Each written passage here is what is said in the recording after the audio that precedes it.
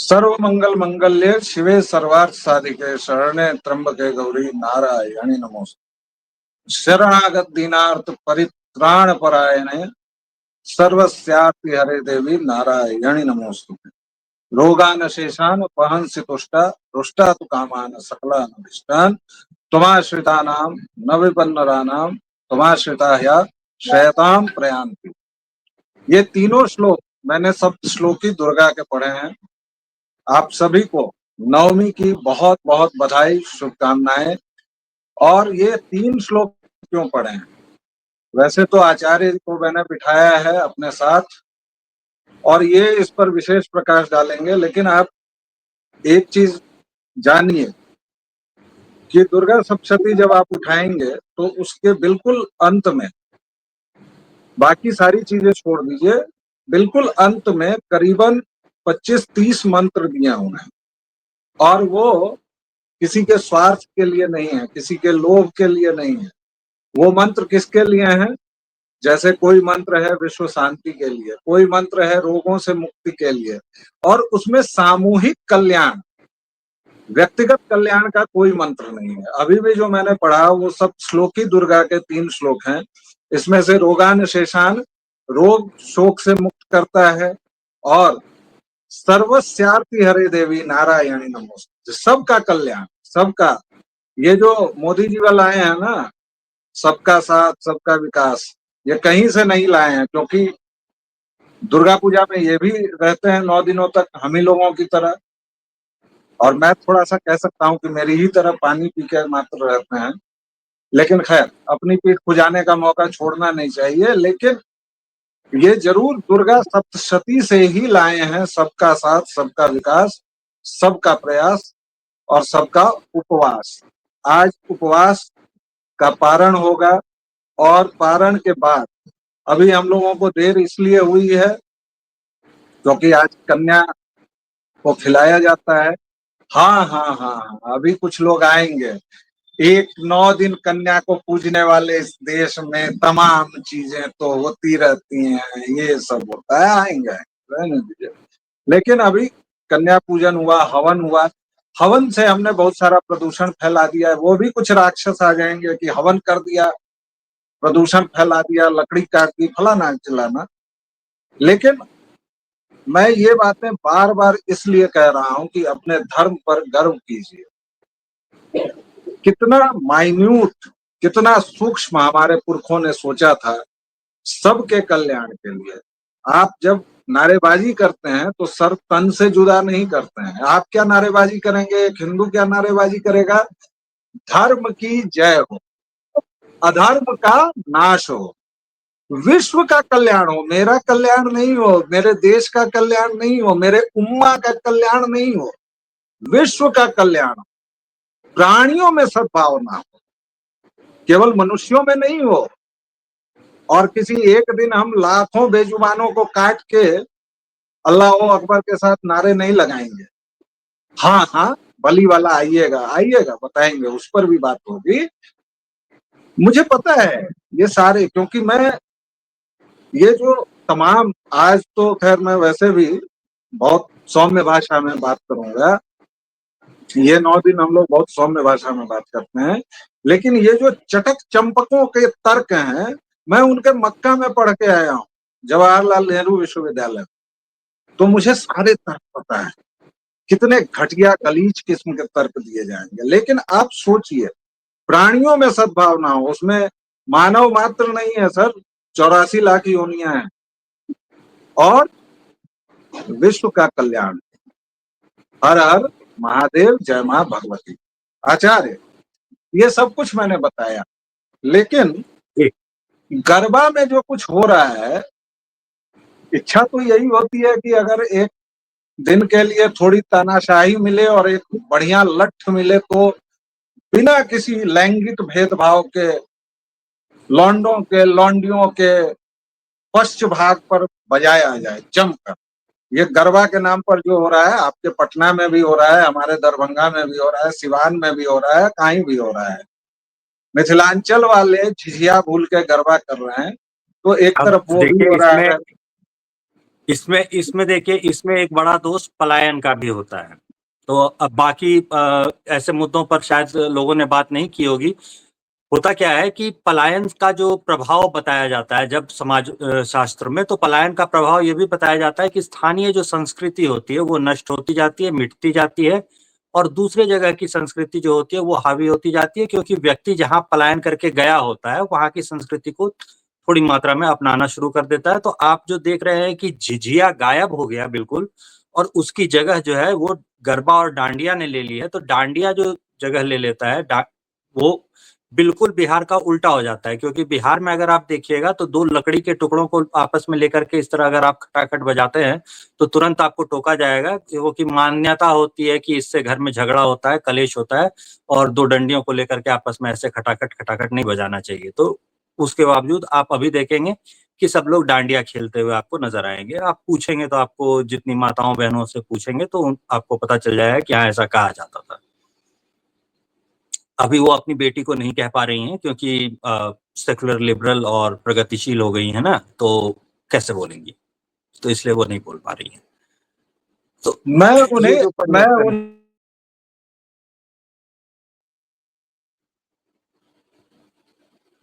आवाज आपकी कट गई, या लगता है कि कुछ नेटवर्क में इशू आया है, हैंग हो गया है? हाँ, अब चल रहा है। अब मुझे लगता है कि ठीक हो हाँ, गया है। वो एक आध सेकंड के लिए कुछ हो गया, क्योंकि आज एक आध बहुत सेकंड भीड़ के लिए है। बीच में अटका। आज बहुत भीड़ हम्म, है। मैं आपसे, आप ही बोलेंगे, क्योंकि आज मैं कम बोलूंगा। लोग वैसे भी मुझे बहुत गाली देते हैं कि आप बोलने नहीं देते हैं। दो चीजों पर फोकस कीजिए अपना। पहला, ये जो अपसंस्कृति आई है गरबा के नाम पर, जिसको सुन देख के हम जैसों का तो खून खौलता है। और दूसरा, की हीन भावना कहिया जाएगी, कहिया होगा ये सब। काहे इस तरह भाई, हीनू ही को क्या जरूरत है वेटिकन का पंडाल बना लेने की, या फिर उसमें ईसा मसीह को ले आने की। ऐसे तमाम पचड़े हमारे साथ ही क्यों होते हैं? क्यों हम लोग इतने देखिए, ऐसे हीनू हैं? शुरू शुरू से हमारे नेता जो थे, उन्होंने सेकुलरिज्म का जो बोझ हिंदुओं के सिर पे ही लादने का काम किया, उसका ये नतीजा है। जो ओवैसी कहा करता है, ओवैसी एक बार कह रहा था ना कि सेकुलरिज्म के कूली नहीं है हम क्यों ढोते रहे सेकुलरिज्म का बोझा। तो आपको भी ये सोचना होगा कि आप क्यों ढोते रहे सेकुलरिज्म का बोझा। आपने कभी देखा है किसी चर्च में बने हुए कि भैया हिंदुओं देवी देवताओं की एक मूर्ति भी रख देंगे? आपने उनके किसी त्योहार में देखा है? जब वो बिल्कुल ही नहीं कर रहे, 70 साल से नहीं कर रहे, एक बार भी नहीं किया, आप एक साइड से ताली बजाए जा रहे हो, एक हाथ से ताली बजाने की कोशिश कर रहे हो, तो वो ताली जैसी आवाज तो आ रही है, मगर असल में वो तो थप्पड़ की आवाज है जो आपके गाल पे पड़ रहा है। एक हाथ से तो ऐसे ही ताली बजती है, दो हाथों से ताली बजती तब तो दोनों हाथों से वो जो आपके गाल पे पड़ रही है, और उसके बाद फिर आप दूसरा गाल दे रहे हैं, क्योंकि नेताजी ने ये भी कहा था कि एक गाल पे थप्पड़ पड़े तो दूसरा गाल आगे कर दे। तो ये देखने का है। और अभी देखने लायक में हम अब दर्शकों को जरूर ये कहेंगे कि अभी के मौके पर कम से कम जाकर के बंगाल फाइल्स दिखाइए, क्योंकि बंगाल फाइल्स के कुछ दृश्य जो थे वो मुझे याद आ गए दुर्गा पूजा की बात करते ही, कि भाई एक बार आप उस फिल्म को देख आइए, क्या हुआ था, क्या किया गया था, और क्या किया जा रहा है अभी भी। ऐसा नहीं है कि अभी ये बंद हो गया, अभी भी ये किया जा रहा है। तो ये कहीं ना कहीं हो रहा है, किसी न किसी आपके देश के कोने में हो रहा है। आंख मूंदे हुए हैं, बस हम लोग, इतना ही है। अदरवाइज ये जो सदियों रहा है दुश्मन दौरे जहां हमारा, ये वाला जो शेर होता है ना, ये नहीं दोहराया जाता। क्योंकि भारतीय अगर समझना शुरू करें तो उनको समझ में आना शुरू हो जाएगा कि नेपाल की जब संधि हुई थी ना, जो सुगौली की संधि के नाम से जाना जाता है, कम से कम बिहार के लोगों को वो पता होना चाहिए कि भारत का पहला बंटवारा तो तभी हो गया था जब सुगौली की संधि हुई थी। नेपाल कट के अलग कर दिया गया, उसके बाद फिर बर्मा काट के अलग कर दिया गया, उसके बाद अब बांग्लादेश और पाकिस्तान जो हिस्से होते हैं वो काट के अलग कर दिए गए। तो ये सारे हिस्से एक एक करके टुकड़े टुकड़े में आपके पास से निकलते रहे हैं। और अभी का जो भारत है उसमें भी 9 राज्य ऐसे हैं जहाँ पे हिंदू अल्पसंख्यक है। भले उसको अल्पसंख्यकों के लिए दिए जाने वाले कोई भी अधिकार नहीं दिए जाते, क्योंकि अल्पसंख्यक आपके संविधान में डिफाइंड तक नहीं है। और 70 सालों में मियाँ लॉर्ड ने ये कोशिश तक नहीं की है कि वो इस शब्द को परिभाषित कर दें, डिफाइन कर दें कि इस शब्द का ये मतलब होगा और इस तरह से जोड़ा जाएगा कि माइनॉरिटी कौन है और कहाँ पे है। तो हिंदू जहाँ पे माइनॉरिटी हैं वहां पर भी उनको उनके अधिकार नहीं मिल रहे हैं, जिसकी वजह से आप मंदिरों को देखेंगे तो आपको दिख जाएगा कि कश्मीर में जो सूर्य मंदिर है वो वैसे ही पड़ा हुआ है, और वैसे ही वहां पर जो देवी शारदा का शक्तिपीठ है वो वैसे ही पड़ा हुआ है, और ये कभी रिपेयर नहीं हो पा रहा है क्योंकि हिंदुओं के पास अधिकार ही नहीं है। हिंदुओं के पास अपने ही मंदिरों पर अधिकार लेने के लिए उनको सुप्रीम कोर्ट में जाना पड़ता है, और सुप्रीम कोर्ट कह देता है कि ठीक है, आपका भगवान इतना पावरफुल है तो अपने भगवान से ही निवेदन करो ना, अपना टूटा हुआ सिर उठा करके फिर से जोड़ लेंगे। और ये होते हुए आप देखते रहते हैं। और बल्कि ये करने वालों की अम्मा को आप अपने आयोजनों में मुख्य अतिथि बना करके बुला भी लेते हैं, और उसके बाद वो अम्मा भी आपकी ऐसी तैसी कर देती है। ये वाली बात आप नहीं बता रहे हैं, शर्मा गई क्या? शर्मा गए हैं? बोलिए बोलिए। तो उन्होंने जो फजीयत की वो तो की, मतलब वो देखिए, जिनकी कुछ होती है उनकी बेइज्जती होगी ना। अब हिंदू है, हिंदुओं में भी अपने आप को हिंदू न कहने वाला संगठन है, तो उसकी थोड़ी और बेइज्जती हो गई। पहले से कौन सी बड़ी इज्जत थी? हाँ, डीएनए तो एक के है, कहते डीएनए तो रहे हैं एक ना ही है ना। भाई साहब तो कहते हैं डीएनए एक ही है। कमाल की अलग बात है, कमाल किसी की बाहर बात है। वाले ने थोड़ी बेइज्जती की है, डीएनए तो सेम ही है। हाँ, डीएनए सेम ही है भाई, डीएनए बिल्कुल सेम है कि एक डीएनए सरतन से जुदा के नारे लगाता है, दूसरा विश्व का कल्याण हो, प्राणियों में सद्भावना हो लगाता है, फिर भी डीएनए सेम है। आपने अभी बात कही कि 70 वर्षों से सरकार, 70 वर्षों से आज की डेट तक, इस तारीख तक वो छोड़िए, आप गंगा जमनी तहजीब तो हटाइए, आपके देवी देवताओं की मूर्ति, वो तो कह रहे हैं कि योगी को जाने दो वेल्डिंग करेंगे, मोदी को जाने दो वेल्डिंग करेंगे, तैयार हैं। वो तो कह रहे हैं कि वो तो चंद्रचूड़ ने जो भाषण वो दिया, तो बहुत पहले ओवैसी बोल गया था, कल को ये मोदी योगी नहीं रहेंगे तब तुम क्या करोगे हिंदुओं। और आज तक उसको कोई जवाब नहीं मिला है। रजाकार आराम से घूम रहा है। नहीं तो जवाब रजाकार तो जब आराम राजा से ने, घूम रहा डी है तो राजा ने दिया था जवाब। और ओवैसी के छोटे भाई ने जब 15 सेकंड 15 मिनट वाली बात कही थी, तो टी राजा का एक वीडियो बहुत वायरल है, जिसमें वो पता नहीं किसकी माँ को बहुत प्रेम से याद कर रहे हैं, और मतलब लाखों की भीड़ है उसमें, किसी की माँ को याद कर रहे हैं, किसी की बहन को याद कर रहे हैं। तो जवाब तो मिलना शुरू हुआ है, लेकिन वो रफ्तार बहुत कम है। हीनुओं की हीन भावना पर हमने बात कर ली, जल्दी से बताइए, इस रफ्तार से क्या आपको लगता है कि चीजें कुछ तो बदल रही हैं? कुछ थोड़ा सा हम लोग जितना गरियाते रहते हैं उतना नहीं गरियाना चाहिए? और क्या उम्मीद है कि हीनू अगले 50-60 साल यहाँ सुरक्षित रहेगा? क्योंकि मुझे कई बार ये ख्याल आता है कि हीनू अब यहाँ सुरक्षित नहीं रहेगा, एक सिविल वॉर होगा और उसमें हिंदुओं को पूरी तरह से सफाया कर दिया जाएगा। आप क्या सोचते हैं इस बात पर? देखिए, सिविल वॉर के बारे में मेरी मंशा भी बिल्कुल सेम टू सेम है। तो जैसे 100 साल के दरमियान में एक बार वो लोग करते हैं, तो अगली बार फिर से वो होगा मोपला और से शुरू होकर के, और जैसे पिछली बार कहानी नाइट ऑफ लॉन्ग नाइफ्स पे खत्म हुई थी, यानी जिसको डायरेक्ट एक्शन डे कहा जाता है, डायरेक्ट एक्शन डे पे खत्म हुई थी, वैसे ही इस बार भी कोई एक लंबा सा पूरा दौर चलेगा जिसमें आपको कई बार इस तरह की स्थितियां झेलनी पड़ेंगी, जिसको गृह युद्ध कहा जा सकता है। तो अगर आप तैयारी नहीं कर रहे हैं, अगर आपने गृह युद्ध के लिए पर्याप्त हथियार वगैरह जमा नहीं किए, शस्त्र पूजन जो होता है दिवाली के दिन वो आप नहीं करते हैं क्योंकि आपके घर में कोई शस्त्र है ही नहीं, तो आप बेवकूफ हैं। ये मानने में मुझे कोई दिक्कत नहीं होती है। इसलिए कुछ चीजों का ध्यान रखना चाहिए। उसमें भी आपको और भी चीजों का ध्यान रखना पड़ेगा कि इस तरह के जो लड़ाइयाँ होती हैं इसमें किस किस्म के हथियार इस्तेमाल होते हैं। तो बहुत बड़े महंगे और कीमती वाले हथियार जो होते हैं वो बहुत काम नहीं आएंगे।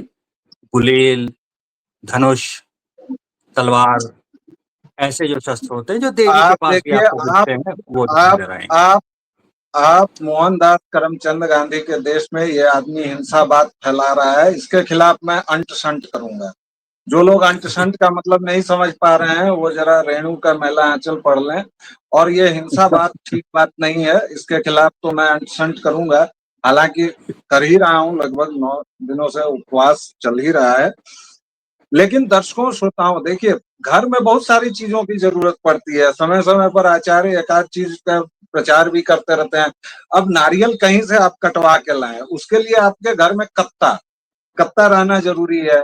सांप वाप निकल आते हैं, भाला रखना जरूरी है। एक आध चीजों का और भी, भाई शस्त्र पूजन करना हमारा स्वाभाविक अधिकार है, परंपरा उसमें है, तो देखिए, एक आध उसमें तलवार तो लाना आप पड़ेगा। इसीलिए देखिए, इसीलिए आपको कहा था कि वो दुर्गा भक्ति तरंगिणी जो है वो जरूर उठा लीजिए। क्या है कि उसमें पूरी विधि दी हुई है, तो विधि दी हुई है ना, तो उसमें जब आप अंतिम हिस्सा देखेंगे, मतलब पेज नंबर 144 के आसपास वाला हिस्सा देखेंगे, तो वहां पर शस्त्र पूजन की जो विधियां हैं वो दी हुई हैं। तो उसमें आपको अलग से मंत्र दिख जाएगा कि छुरिका पूजन तक का मंत्र है, मतलब खड़ग के लिए अलग है मंत्र। कुंता युधम, मतलब कुंता का मतलब होता है भाला या त्रिशूल जैसा जो हथियार होता है, भाला समझ लीजिए, मोस्ट क्लोजेस्ट पॉसिबल एक्सप्लेनेशन कुंता का भाला होगा। तो उसके लिए मंत्र है, तो बाकी चीजों के लिए मंत्र जहां पे है, तो वहां पे छुरी का यानी छुरी के लिए भी मंत्र है, छोटे चाकू के लिए भी। तो वो आपके पास है ही नहीं अगर उपलब्ध घर में, तो आप पूजन करेंगे कैसे? तो आपकी विधि ही पूरी नहीं होगी, इसलिए आपको घर में रखना चाहिए। दर्शकों श्रोताओं, इस वीडियो को हम यहीं समाप्त करेंगे। आप सबको नवरात्र की बहुत बहुत शुभकामनाएं, बहुत बहुत बधाई।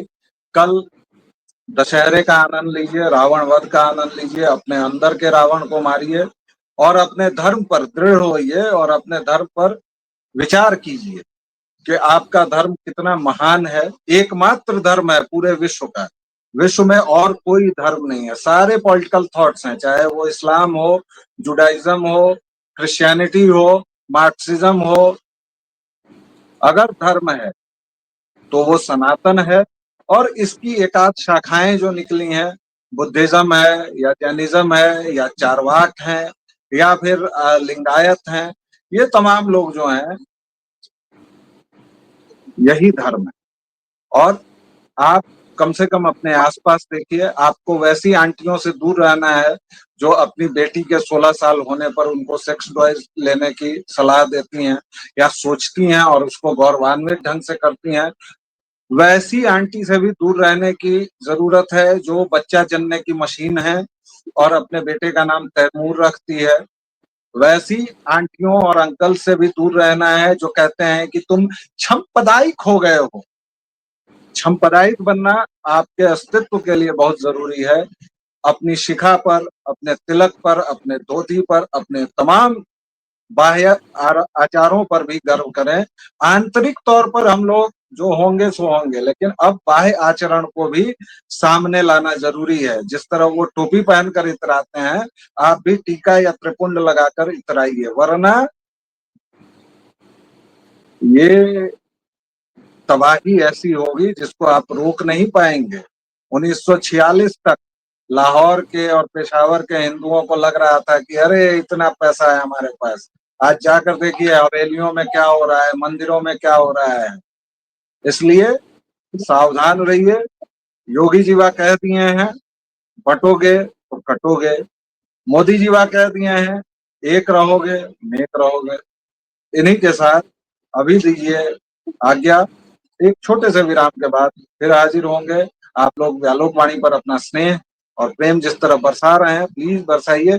लाइक्स की संख्या अधिक कर दीजिए, क्योंकि लाइक्स जब बढ़ती हैं तो लोगों तक बात और फैलती है। आनंद जी, आपका बहुत बहुत धन्यवाद। Thank you very much. जय सिया राम। जय श्री राम।